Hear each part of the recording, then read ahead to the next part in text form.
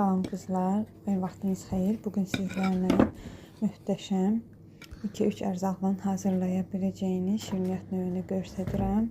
Çox dadlı alınır, mütləq hazırlayın.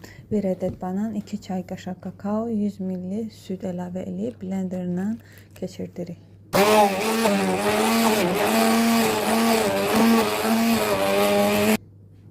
Sonra isə başqa bir qaba əlavə edib qaynadırıq.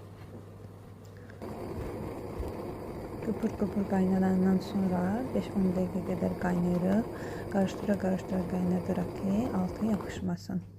Başqa bir qaba əlavə edib 1 saat 2 saat qədər xaldaniyi gözlədirib. Sonra isə ters çevirib mən ağ şokoladlı yorkadan keçirdim üzərinə. Çox dadlı alınır. Siz də hazırlaya bilərsiniz.